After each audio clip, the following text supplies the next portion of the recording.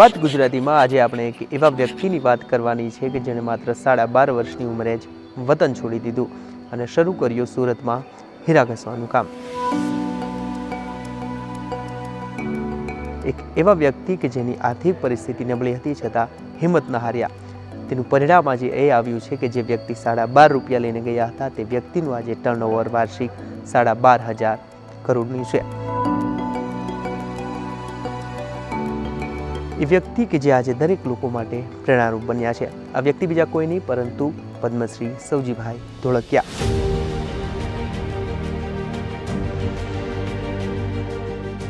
તો આવું મળીએ પદ્મશ્રી સવજીભાઈ ધોળકિયાને અને વાત કરીએ તેમની જીવન સફરની.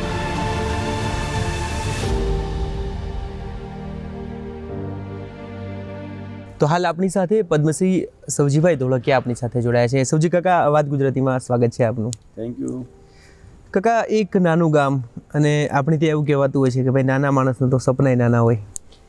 તો સવજીભાઈ ધોળકિયા કે જે બાલ્યાવસ્થા ખૂબ નાની ઉંમરમાં જે રમવાની ઉંમર હતી એવડી ઉંમરમાં જ ગામ છોડી દીધું, વતન છોડી દીધું અને બિઝનેસ તરફ કે એક સામાન્ય કામ તરફ, હીરા એ સમયે તો બહુ સારું કહેવાતું, હીરા તરફ કેવી રીતે શરૂઆત કરી કાકા?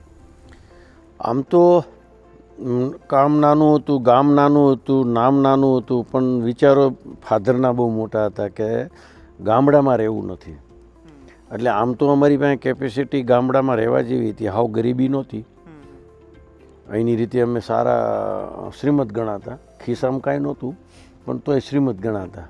પણ ફાધરની ઈચ્છા હતી કે ગામડામાં રહેવું નથી અને સિટી સિવાય વિકાસ ન થાય, કાં તમે ભણવા જાઓ અને કાં તમે હીરામાં જાઓ. એટલે સ્વાભાવિક છે ભણવું ન હોય એટલે હીરામાં પસંદગી કરી. પણ હીરામાં રહેવું નહોતું એટલે 3-4 વર્ષ સુધી ગામડેથી હું સુરત જઈ અને પાછો સુરત આવતો રહું ગામડે.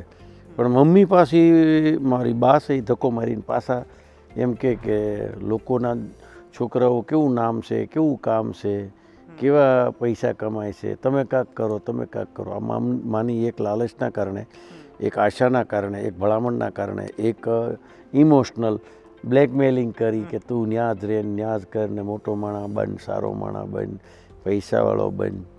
આવા એક સપનાને લઈને પછી 18 વર્ષે નક્કી કર્યું કે હવે કંઈક પૈસા કેવી રીતે કમાવાય ને કેવી રીતે ગોતાય ને હીરા ઘસતા ઘસતા બધું ટ્રાય કરી. અને પછી એ લોકો પૈસાવાળા છે એનો વિચાર કરીએ, કેવી રીતે પૈસાવાળા થવાય, સલાહ, સારા સંતોની સલાહ, સારા માણસોની સલાહ લેતા લેતા અમારી એક સ્ટોરી ચાલુ કરી અથવા તો જર્ની ચાલુ થઈ. પણ સ્ટ્રગલની વાત કરીએ તો સ્ટ્રગલ હીરામાં જ્યારે સ્ટાર્ટિંગમાં ગયા ત્યારે પુષ્કળ હતી, કારણ કે રહેવાના ઠેકાણાની, ખાવાના ઠેકાણાની 140 રૂપિયા મહિનાના ખાવા પીવાના રહેવાના લાગતા આખા મહિનાના. અને 179 રૂપિયાનું પહેલાં મહિને કામ કર્યું, 39 રૂપિયા વધ્યા હતા 1977માં, ખાલી 39, કારણ કે 179નું કામ અને 140 રૂપિયા જમવા ખાવા પીવાના છે, 39 રૂપિયા. પણ તેથી પણ આટલો જ મૂડ હતો કે 39 રૂપિયા નફો કર્યો, બચાવ્યા આખા. એ મહિને મારી પાસે તો કંઈ પૈસા નહોતા, 12.5 રૂપિયા ટિકિટમાં ગયા હતા અહીંથી. ઉંમરે 12.5 રૂપિયા વરસ હતા પણ હા 12.5 રૂપિયા, 12.5ની ટિકિટ હતી. એટલે મમ્મીએ 12.5ની ટિકિટ લીધી હતી, એ મને ખબર છે, અને ત્યાં મૂકી ગઈ હતી બસ. પછી ત્યાં કંઈ વિચાર્યું હતું ખાવું પીવું શું કરશું? એટલે મારા ફઈ છે એના ઘરે મૂકી ગયા હતા. એ 25 પૈસા દર અઠવાડિયે વાપરવા આપતા. એની પાસે પૂરી સગવડતા નહોતી, પણ એના દીકરાને 25 પૈસા આપતા તો મને 25 પૈસા આપતા, કોઈ બજેટ નહીં. આવી રીતે જર્ની ચાલુ થઈને 39 રૂપિયા વધે એટલે ઘણી બધી મોટી બાબત કહેવાય. એમ કરતાં કરતાં હીરામાં કેવી રીતે બ્રોકરિંગ થાય છે, મારા સસરા હતા હીરાના બ્રોકરિંગમાં, એટલે એ મને 7-8 જગ્યાએ ઓળખાણ કરાવી અને લઈ ગયા બજારમાં. હું બજારમાં જતો થઈ ગયો હતો, એટલે હીરાય ઘસતો, પાછો બજારમાં જતો.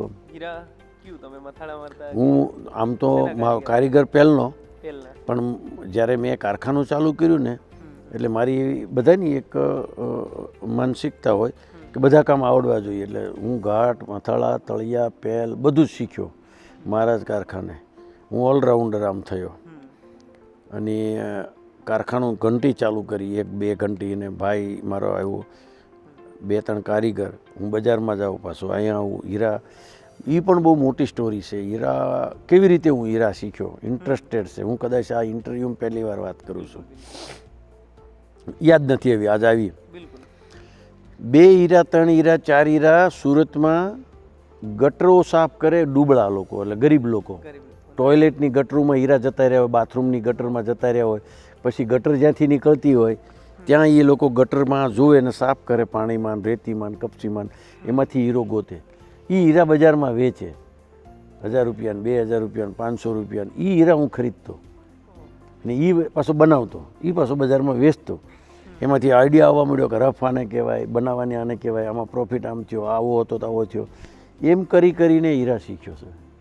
એમ કરીને માલ વેચતાય શીખ્યો, લેતાય શીખ્યો, બનાવતાય શીખ્યો. એટલે ઓલરાઉન્ડર કારીગર તો થયો, પણ ઓલરાઉન્ડર વેપારી પણ થયો. 2 હીરા લેવાના, 2 હીરા વેચવાના, 2 હીરા પાછા બનાવવાના, પાછા જવાના, 10 ખરીદવાના, 10 લેવાના. એટલે આમ એજ્યુકેશન કાંઈ નથી, પણ આખી લાઈફ સ્ટડીમાં જ ગઈ. નાની સ્ટડી, મોટી સ્ટડી, મોટી સ્ટડી, મોટી સ્ટડી કરતાં 40-45 વર્ષની જર્ની પૂરી થઈ. એટલે પ્રેક્ટિકલી બહુ જીવનમાં બધાએ અનુભવ કર્યા અને કામ કર્યા. એમાં જ માસ્ટરી મળી ગઈ, PhD મળી ગઈ, એમ કેવું હોય તો કહેવાય. એટલે ભગવાનની કૃપા થઈ, અંદરથી જિજ્ઞાસા હતી, જે મમ્મીના સપના હતા, અને ગ્રોથ થતો ગયો અને સફળતા મળતી ગઈ. કાકા, મારે એ વાત ઉપર આવવું છે. આપણે જે દુધાળા જે સમય હતા, આપ ત્યારે કદાચ અહીંની પ્રાથમિક શાળામાં જ અભ્યાસ કરતા હતા? અહીંયા પ્રાથમિક શાળા જ હતી. આમ તો 6 ધોરણ, 5 ધોરણ કે 6 ધોરણ હતા. એટલે 5માં 6ઠ્ઠા ધોરણથી બહાર જવાનું જ હતું. એટલે દાદા છે એ તૈયારી કરાવતા હતા, પણ એક કોટડા પીઠા ગુરુકુળ છે, ત્યાં મોકલ્યો ભણવા માટે. પણ ત્યાં તો એ લોકોએ મને એની માનસિકતા હોય ને કે હરિભગત થાય, સાધુ બને, એના માટે ફાયદો થાય ને. એટલે મને આઈડિયા આવી ગયો કે આ સાધુ કરવાના થયા છે. દાદાને એમ ઈચ્છા હતી કે 4 છોકરામાંથી એક સાધુ થાય. એટલે મારો કદાચ નંબર લાગી જાય, ત્યાંથી હું ભાગ્યો પછી સુરત. સાધુના બદલે આજે શેઠ બની ગયા. એટલે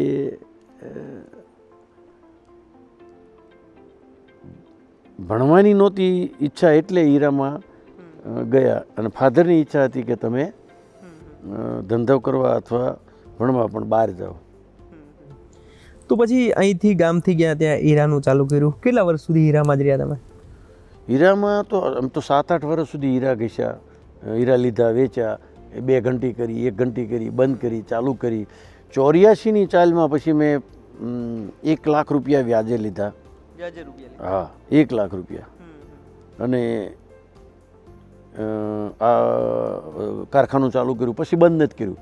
બાકી આમ તો 79-79ની સાલમાં મેં કારખાનું કર્યું. ફાધરે 3900 રૂપિયા આપ્યા હતા.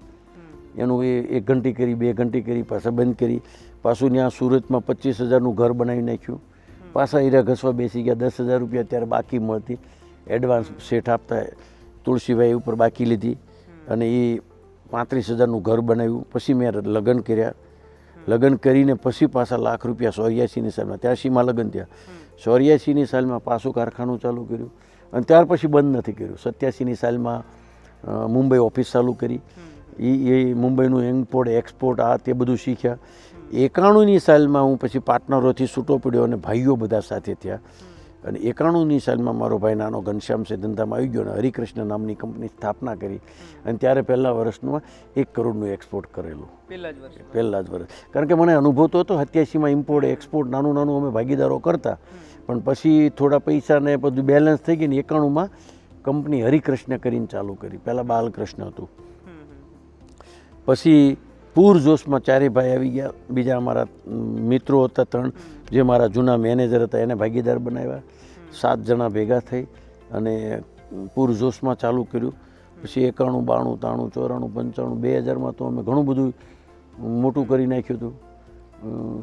પણ કાકા, તમે જે વચ્ચે વાત કરી કે ભાઈ વ્યાજે 1 લાખ રૂપિયા લીધો, તો અત્યારે કોઈ નાનો એવો ધંધો કરવો હોય ને ઇન્વેસ્ટ કરતા પહેલાં તો ડર અનુભવ હતો. આ તો વ્યાજે લઈને કરતા નહોતું થતું કે ભાઈ તૂટશું તો શું થશે, નહીં ચાલે તો શું થશે? નહીં, એવો કોઈ દી વિચાર જ નથી કર્યો. મને આ નહીં હાલે ને નહીં થઈ શકે એવું મારી ડિક્શનરીમાં હજી નથી કે બધા અશક્ય જ કામ કર્યા. એટલે એવું તો કોઈ દી વિચાર્યું જ નથી કે આ નહીં થઈ શકે, અને નહીં થઈ શકે તો શું થશે એવું પણ વિચાર્યું. પણ અત્યારે હું વિચાર કરું તો નહીં થઈ શકે તો મારું ક્યાં કાંઈ જવાનું હતું? જેણે મને ધીરું એનું જવાનું હતું.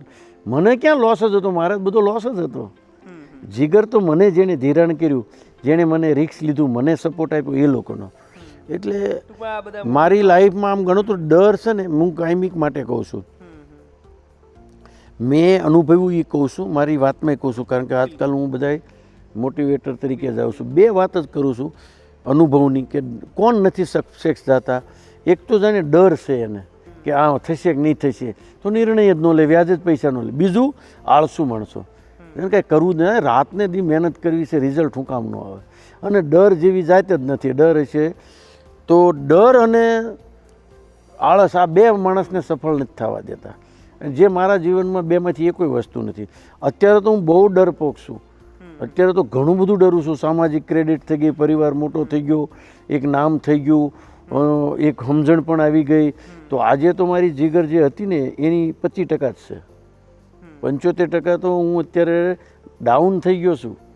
અત્યારે તો હું જીગર મારી મહેનત નહીં કરું છું. આ તો બધું સિમ્પલ છે. હું જે જીગર કરતો એ માયલી આ જીગર જ નથી.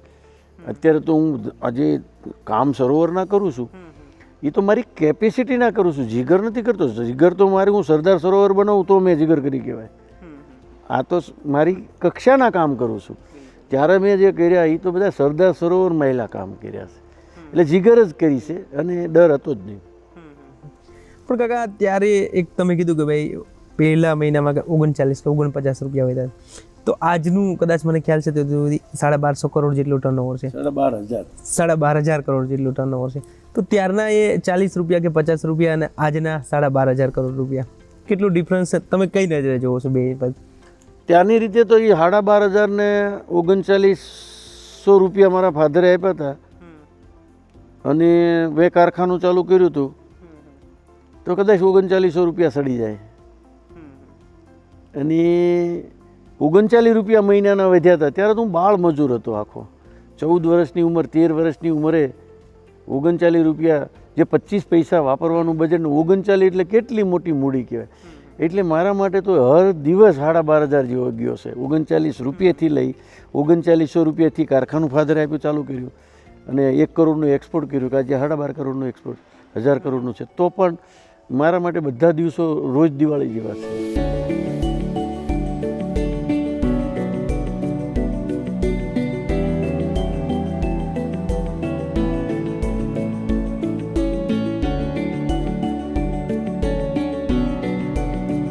સુજી કાકા, આપણી જે રીતે શરૂઆતે વાત કરી તો ભાઈ બાલ્યાવસ્થા ટૂંકમાં 12 વર્ષ એટલે એક રમવાની ઉંમર કહેવાય. ત્યારે તમારી આસપાસ કે કોઈ એવા મિત્રો હશે કે ભાઈ એને કદાચ મોજ મજા કરતા હશે, અને સવજીભાઈ હીરાનું કામ કરતા હતા, નહોતું પેલું થતું કે આ બધા મોજ કરે હું કામ આ બેટ? એ પણ વાત મુદ્દાની છે. પણ મારા જીવનમાં એક માની અપેક્ષા હતી. એટલે મોજ ને મસ્તી તો હું કામને જ કરતો હતો. અને ખરેખર એવું પણ છે, મારી હારે જે મિત્રો હતા હજી એમાંથી એક મિત્ર ત્યાં છે અહીંયા ગામડે હજી બી, એના દીકરાઓ મારી સાથે છે. પણ એ જે છે ભણતા ત્યારે મારી કરતાં હોશિયાર, જેનું હું એનું કોપી કરતો ને લખતો, આજે પણ એ સ્થિતિમાં છે ને ગામડે જ છે ને એટલી જ સમજણ છે જે 39 વર્ષ પહેલાં હતી, જેનામાંથી તમે જોઈને લખતા. હા, એટલે ફાધરનું વિઝન બહુ ક્લિયર હતું. અહીંયાથી જાય તો જ મોટું રમીએ કે જોઈએ કે હોશિયાર થઈએ કે આ બધા પ્રૂફ છે. જે તમારે ઇન્ટરનેશનલ રમવું હોય તો ગામ છોડવું જ પડે. તમારે એક જાતનો બિઝનેસ કરવો હોય તો તમારે નાનો બિઝનેસ છોડવો જ પડે. તમારે મોટું કંઈ જોતું હોય તો નાનું છોડવું જ પડે. હવે હું સૌરાષ્ટ્રમાં અહીંયા મારી 12,500 કરોડનું કોઈ એક્સપોર્ટ છે. મારું આખું દુધાળા હું ખરીદી લઉં તો 12,500 કરોડનું નથી થતા. તો હું દુધાળામાં રહીને કોઈ દી આ કક્ષાએ હું કક્ષા છે તોય ન પહોંચી શકું. આ વિઝન તો ફાધરનું આજથી 45 વર્ષ પહેલાં હતું. એટલે જો ગામ ન છોડ્યું હોત તો આજે હું મારો મિત્ર છે એવો જ હોતે, તો બુદ્ધિ કાંઈ આવી ન હોતે, તો હું ત્યાં જ હોતે. પણ ગામ છોડી દીધું એ વાત તો હાજી, પણ જે પ્રેમ છે ગામ વતન પ્રત્યેનો એમાં કોઈ ફેરફાર કરો? એ જન્મથી હતો ને, મારે જાવું નહોતું, મારે ગામમાં રહેવું હતું, મને ગામ ગમતું હતું, એ મારા નસમાં હતું. તો હું એટલા વર્ષે પછી ગામમાં સેવા કરવા, ઘણા બધા પ્રોબ્લેમ, ઘણા બધા પ્રશ્નો, કોઈ ગણે ન ગણે કે ગામના માણસો હજી વેલ્યુ ન કરતા હોય, ગામના માણસોને તો એ સૌ જ દેખાતો હોય, પણ ગામની હારે લગાવ હતો, ગામ હારે પ્રેમ હતો. ગામનું એક ઋણ છે, સમાજનું એક ઋણ છે, પરિવારનું એક ઋણ છે, રાષ્ટ્રનું એક ઋણ છે. હું તો એ ટ્રાય કરું છું કે મારું ઋણ ચૂકવવાની, કારણ કે હું જાઉં પહેલાં કોઈ દેવું રાખવું નથી, કાલની કોઈને ખબર નથી.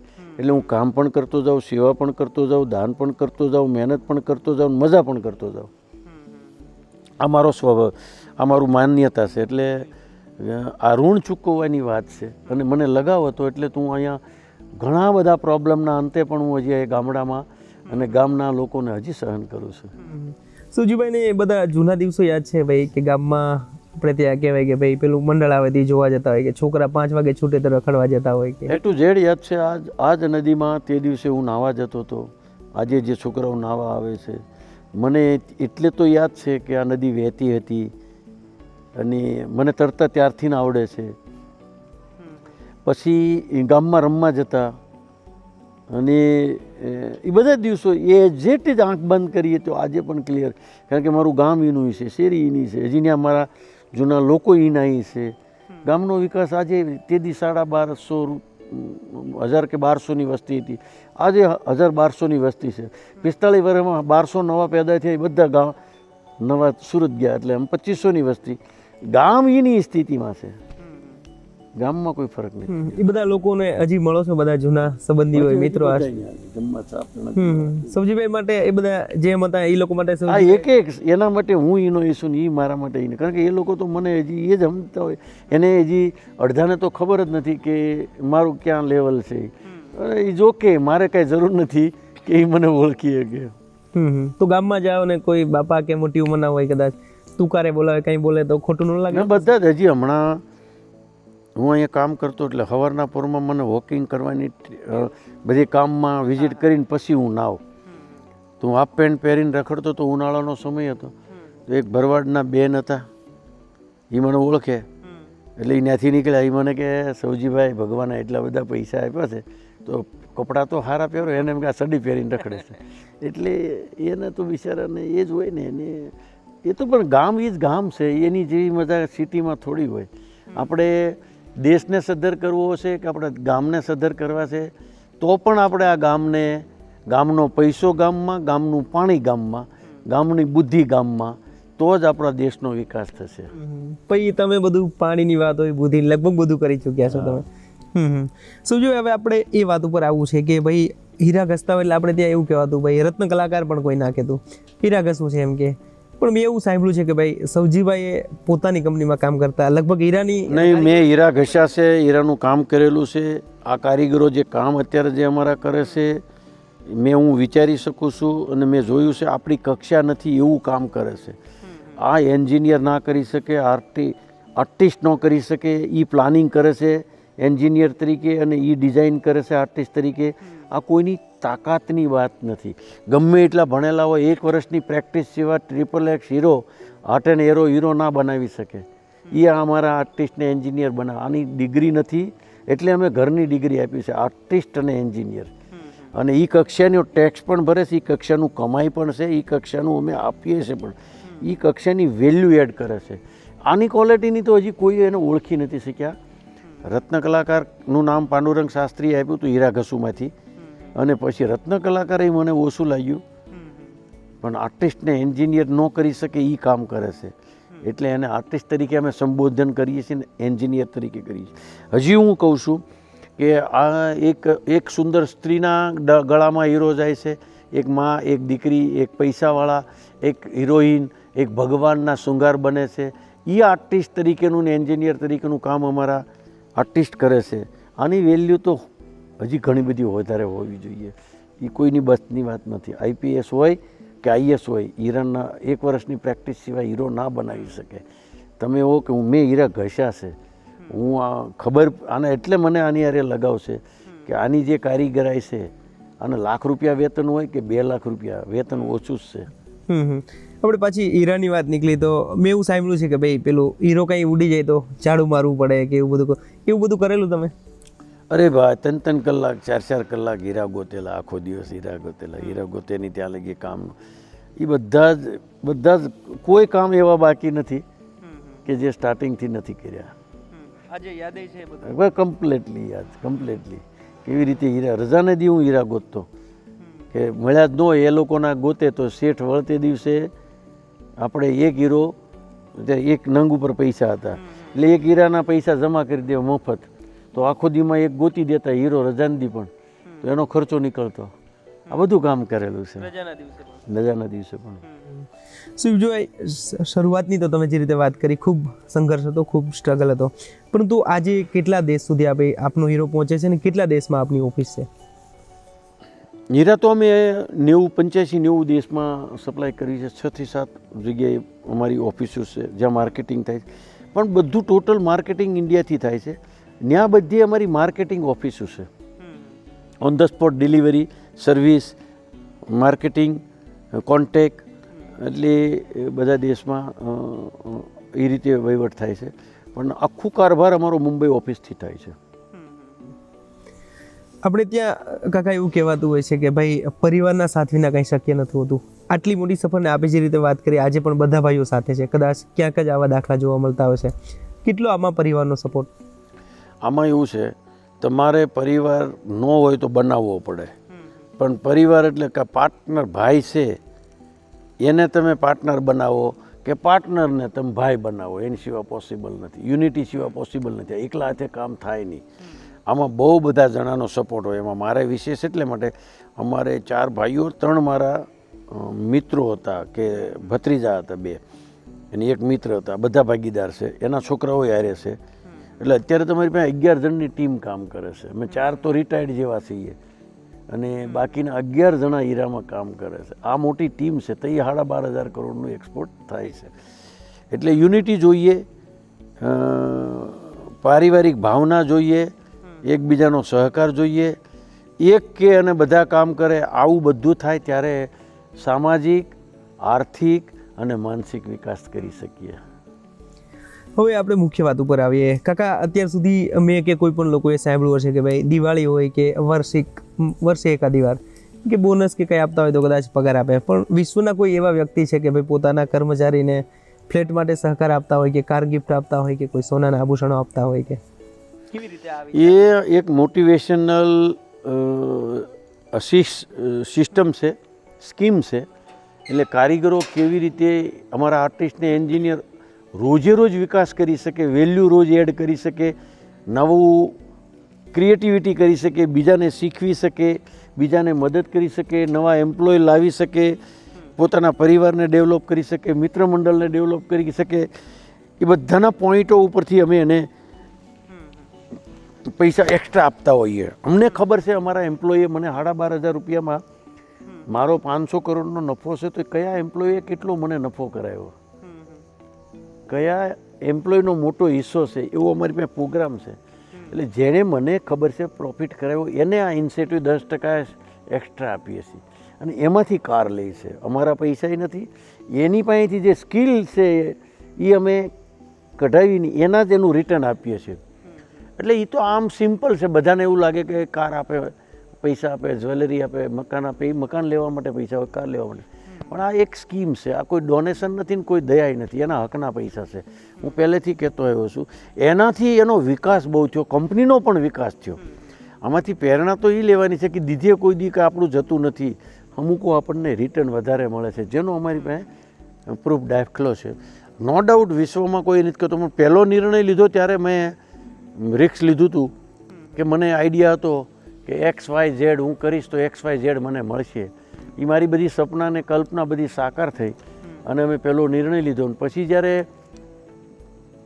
પહેલી વાર અમે 491 કાર આપી હતી ત્યારે જે હોવા થઈ અને અમારી પાસે 5,000 લોકો હતા, એ 5 સંકલ્પ કરવા મળ્યા. એટલે પછી બીજા વર્ષે 1000 ક્રિએટ થયા, બીજા વર્ષે 2000 થયા. એમ કરતાં કરતાં આખી કંપનીની સ્કિલ વધી છે. અને આ બધું ગાંડાનું કામ છે. ડાયા વિચાર વધારે કરે, ગાંડા નિર્ણય લે. અને હું એવું માનું છું, ગાંડા પોઝિટિવ જ્યારે નિર્ણય લેતા હોય તો એ સક્સેસ જ જાય. એમાં સરોવરનું કામ કરવું એ પણ ગાંડાનું કામ છે. હું અહીંયા 5 વર્ષમાં 2.5 વર્ષ મેં અહીંયા દીધા છે. મારી લાયકાત, મારી કક્ષા નથી. ટ્રક ખાલી કરાવવા, ટ્રક હાંકવું, ઇટાચી ખાલી કરાવવા, રાતને દી મહેનત કરવી, ટ્રકની નીચે ઊભું રહેવું, ઇટાચી પાસે ઊભું રહેવું, રાતના કંઈ નુકસાન થયું હશે થયું. પણ લગાવ એટલો હતો, શોખ એટલો હતો, ઇન્ટરેસ્ટ એટલો હતો, એટલે ભગવાને સફળતા પણ આપી, રિઝલ્ટ પણ મળ્યું. એ અદ્ભુત કામ હતું. એમાંય આ ગાડીનો નિર્ણય લેવો, પહેલું બજેટ હતું 50 કરોડનું, એ મારા માટે બહુ ચેલેન્જેબલ હતું. બીજા વર્ષે હું દેવું, ત્રીજા વર્ષે હું દેવું, ચોથા વર્ષે હું દેવું. તો અત્યાર સુધીની તો 39 એટલે 4000 ગાડીઓ, ગાડી અથવા ઘર અથવા જ્વેલરી 4000 લોકો ક્વોલિફાયર થયા. એટલે અમે કહી શકીએ અમારી પાસે સ્કિલ વર્ક 4000 છે. 6000માંથી અમારો 5000 માણસોનો ટાર્ગેટ છે. 6000 છે, પણ 6000માં 1000 એવા હોય કે જે ક્વોલિફાયર ન થાય, જે એની લિમિટ જ હોય કે એમાં વોચમેન હોય, ઘાટી હોય, સર્વન્ટ હોય, ડ્રાઈવર હોય, હીરાને રિલેટેડ બધી કામ કરતા. જે હીરામાં કામ કરે છે એવા 5000 છે. એની 5000 ગાડીવાળા છે, ઘરવાળા છે, એની લાખ રૂપિયાની કમાવાની એવરેજ છે. એ પોતે એનો રિટર્ન ફાઇલ કરતા હશે, ટેક્સ ભરતા હશે, અને એનું એક લેવલ ગવર્મેન્ટ સર્વન્ટ કરતાં હાઈ હશે, અને એની કક્ષા પણ હાઈ છે. ભલે ભણ્યા નથી, પણ એવું અમારો ટાર્ગેટે અમે આ કામ કરીએ. એટલે સેવા પણ છે અને બિઝનેસ પણ છે. આને સોશિયલ બિઝનેસ કહીએ છીએ. અત્યાર સુધીમાં કાકા કેટલી કાર આપી હશે? કાર છે 2000, પણ 2000 જ્વેલરી માટે પૈસા અથવા તો ઘર માટે પૈસા. ટોટલ 4000 લોકોને ક્વોલિફાયર કર્યા.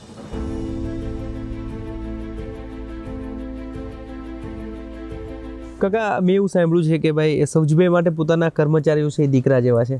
ક્યારેય એમની વચ્ચે ઊભા રહી જાય, ક્યારે એવી નાનપ નથી અનુભવતા, કે એમની સાથે કદાચ ગરબે પણ રમતા હોય, ક્યારેય એવું નથી અનુભવતા? કેવી રીતે આ બધું શક્ય? એ પણ એક પારિવારિક ભાવના છે. હું ઝાઝામાં ઝાઝો સમય એમ્પ્લોયને જ આપું છું. મારી ઓફિસમાં બેઠો હોઉં તો એપોઇન્ટમેન્ટ લેવાની એમ્પ્લોયને જરૂર નથી. ઓપરેટરને લખાવી દે, હું ફ્રી હોઉં એટલે બોલાવી લે. પ્રાયોરિટી પણ પહેલાં એની છે. અને હું આજે સભાનતાથી કહું છું, એ દીકરા ઘોડે કામ કરે છે. કદાચ દીકરા આટલું ન કરે, પણ એ દીકરા કરતાં વિશેષ કરે છે. એટલે સ્વાભાવિક રીતે છે હું એને દીકરા ઘોડે રાખું છું, તો એ બાપ ઘોડે મને ટ્રીટ કરે જ.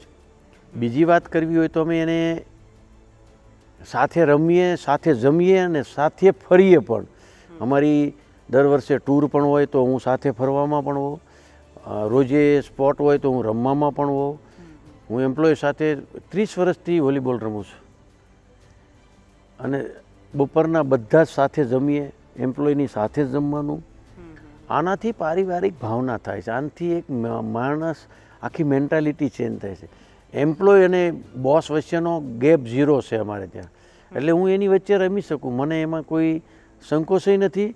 અને મને એમ લાગે છે કે એ જે હું એની હારે રમું છું ને ખુશ છે ને, એ પૈસા કરતાં વિશેષ છે. એટલે એ તો મારો પરિવાર છે. પરિવાર જ્યારે આપણે કહીએ અને કરીએ એમાં જમીન આસમાનનો ફેર છે. એ ફીલ કરે છે. એટલે એ લોકો, મને આજ સુધીમાં કોઈ એમ્પ્લોયે દગો દીધો નથી. મારા એમ્પ્લોય કોઈ દી મારું નુકસાન કર્યું નથી. કારણ એટલા માટે હું એને એક પરિવારનો મેમ્બર સમજું છું. એટલે મેં એના મધર ફાધરની પણ અમે એટલી કેર રાખીએ છીએ કે એની પણ ટૂર કરાવીએ છીએ. એના દીકરાઓ માટે એજ્યુકેશનની પણ અમે સ્કીમ રાખી છે, એ પણ અમે ધ્યાન દઈએ છીએ. હેલ્થ માટે ફિઝિકલી એકને એક સ્પોર્ટ ફરજિયાત છે, એ પણ ધ્યાન રાખીએ છીએ.